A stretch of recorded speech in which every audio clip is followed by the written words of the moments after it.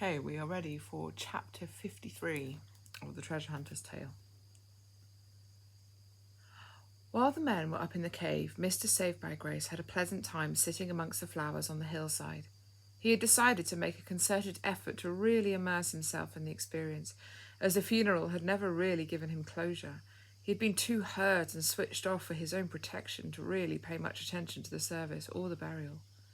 And so now he had the time and the better state of heart and mind. He thought back through his memories with his beloved brother. The tears rolled freely down his face as he recalled the man's testimony and the many moments of wisdom that he had benefited from. He remembered and chuckled at the memory of how quickly Mr. Discover the Truth had started digging in the ground when he was given his trowel by the officer all those years ago.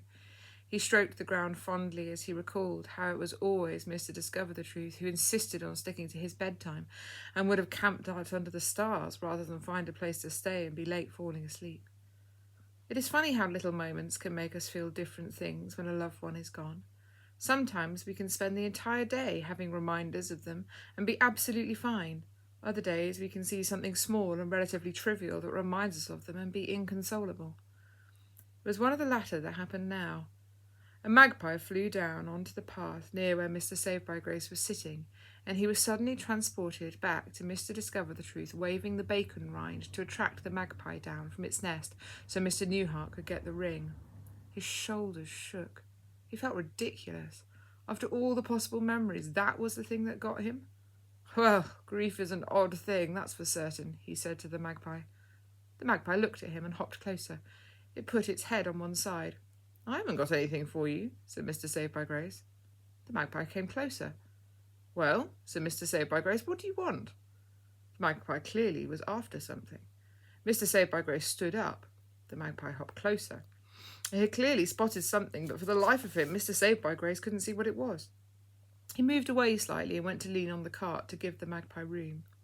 The magpie looked at him again, presumably to check the coast was clear, and then hopped right into the flowers. He bustled and fluttered about for a while, and Mr. Save-by-Grace was starting to get intrigued. What have you got there, old man? He said quietly. The magpie popped his head up just over the flowers. Mr. Save-by-Grace chuckled despite himself. The bird looked so funny with its head just above the flowers, but then down it went again. Mr. Save-by-Grace was just starting to think that the magpie had found a worm or something, when there was a squawk, and up the bird flew. He had something shiny in his beak.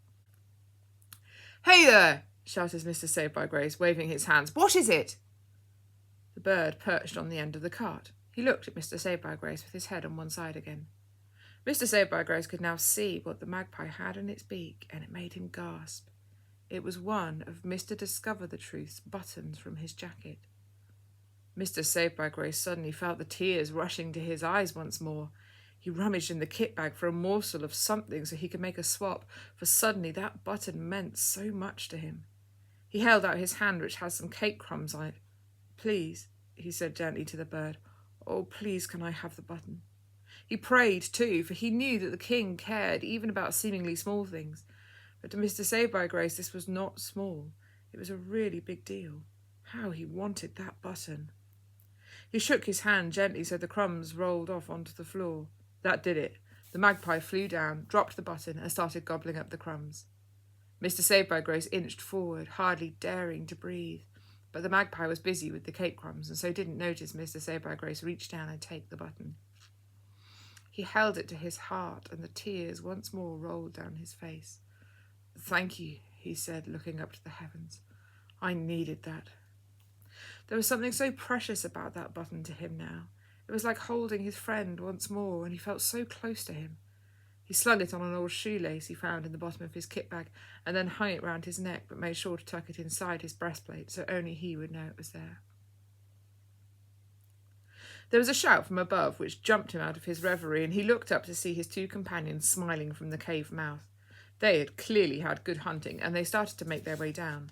About half an hour later, for it is always more difficult to descend a steep incline, the men joined Mr. Save-by-Grace. Just wait till you see what we found, Uncle, said Freddie, smiling. It's been a good hunt, said Ears to Hear. We found enough treasure for Freddie to make his new bride a dozen rings. He smiled at Mr. Save-by-Grace as he nudged Freddie. Well, let's have a look, said Mr. Save-by-Grace, his old excitement bubbling up inside him again. Freddie laid out his cloak so that he could safely spread out the contents of his kit bag. And oh my, what a lot of things those men had found. There were rough-cut stones like quartz and amethyst, and there were cut ones too, which surprised everyone greatly. There were rings and necklaces and even a goblet of gold. There were gold and silver coins and a small gold shield. Some of the treasure was just miscellaneous treasure that the dragon had stolen, but in amongst it there were also treasures of the king. One ring in particular had caught Freddie's attention. It was a platinum gold ring, which was very rare, and it had a beautiful cut sapphire placed in it, and embossed on the inside of the ring were the words 1 Corinthians chapter 13, verse 4 to 8. But it was in shorthand, like this, 1 Cor 13 V 4-8, so it would fit on the inside of the ring. The verses in the King's book that this references, I will leave you to discover for yourself. There were several other plainer rings of gold that Mr. Saved-by-Grace remarked would have made good wedding bands. He picked them up and looked inside them. Sure enough, there was an embossed reference on these too. They had clearly been made for a Christian couple, as they fitted together so nicely. The larger of the two rings said, "Husband, love your wife," and the slightly smaller one said, "Wife, submit to your husband."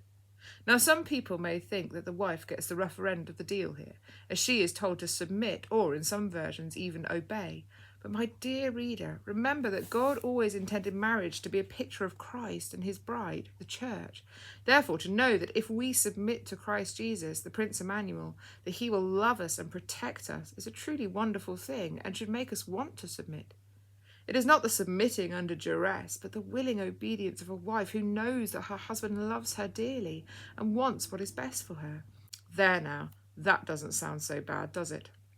Freddie tried the larger one on for size. It fit nicely, so he put the 3 rings in his pocket, and then the men sorted through the rest of the treasure. The shield, which was not from the armour of the king, had clearly been for show rather than battle.